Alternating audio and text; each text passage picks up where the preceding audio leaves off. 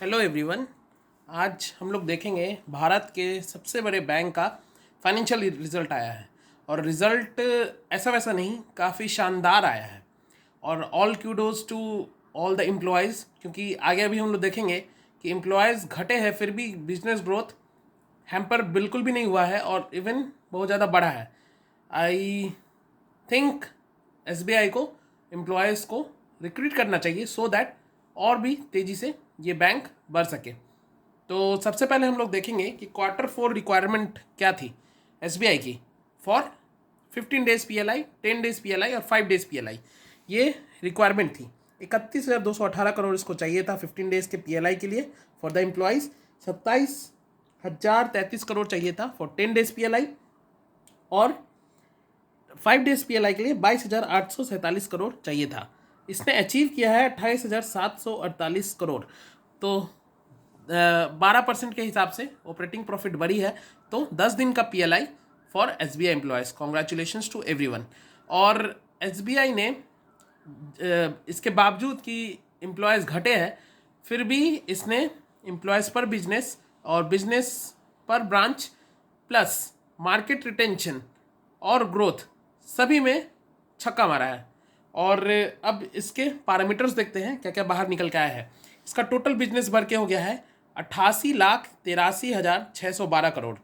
और उसके लिए भी जो इसका मीम्स बनाते हैं फॉर लंच एंड ऑल, वो सबको इसने अपने परफॉर्मेंस से शांत किया है।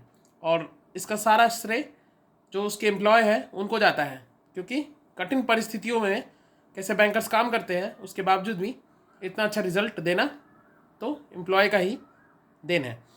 टोटल बिजनेस इसके बढ़ के हो गई 86,83,612 करोड़। इसके एडवांसेस बढ़ के हो गए हैं 37,67,535 करोड़, जो कि ग्रो किए हैं 15.24% से। और मार्केट ग्रोथ देखा जाए तो 14 से 15% ही है, तो इसने बढ़ के ही एडवांस की ग्रोथ की है। टोटल डिपॉजिट देखा जाए तो 49,16,077 करोड़ इसके टोटल डिपॉजिट बढ़ के हो गया है। इसकी डिपॉजिट ग्रोथ देखी जाए तो 11.13% है, जो कि मार्केट एवरेज के ही बराबर है। इसने दोनों ही फ्रंट पे काफ़ी अच्छा काम किया है और अच्छी ग्रोथ दिखाई है।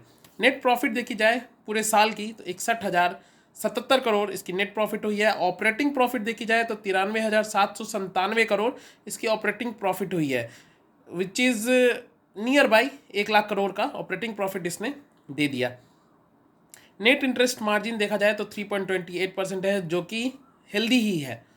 3.5 हो जाए तो और भी ज़्यादा प्रॉफिटेबिलिटी इसकी बढ़ जाएगी, मगर ये भी डिसेंट नंबर है ये देखते हुए कि इसकी मार्केट और ये जितना इसके ऑलरेडी एडवांसेस एंड लोन्स है उसके हिसाब से ये अच्छा नंबर है। कासा देखा जाए तो 41.11% है। ये बिल्कुल ही शानदार कासा नंबर्स है। जहाँ सबके कासा घटे हैं इसकी भी कासा घटी है, मगर इसने ऑलमोस्ट रोक के रखा है अपना कासा। नेट NPA देखा जाए तो 0.57% है, जो कि काफ़ी अच्छा है।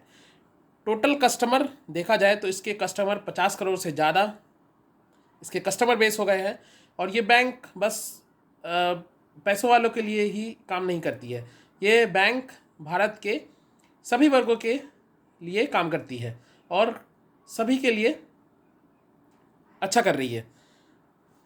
योनो यूज़र देखा जाए तो 7.4 करोड़ इसके योनो यूज़र हो गए हैं। ये देखा जाए तो इटसेल्फ योनो ही इसका एक अलग बैंक बना सकता है, जो कि इस पर भी बात चल रही है। मेरे कुछ फ्रेंड्स हैं SBI में, उसने बताया है कि योनो ही एक सेपरेट बैंक बना दिया जाएगा।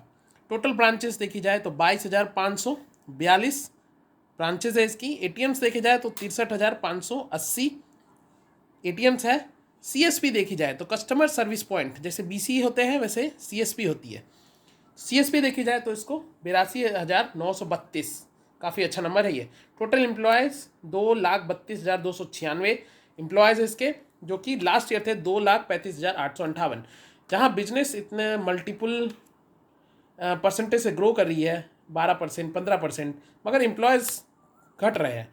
तो इसका सारा टोटल स्ट्रेस और बर्डन वो एग्जिस्टिंग एम्प्लॉय पे आता है। इस पर ज़रूर ही इस पर सोचना चाहिए सरकार को भी और बाकी सारे बैंकों के मैनेजमेंट को कि प्रॉपर नंबर ऑफ एम्प्लॉय को रिक्रूट किया जाए ताकि अच्छी बिजनेस ग्रो भी करे और जो ऑलरेडी स्टाफ है उनके ऊपर स्ट्रेस ना आए।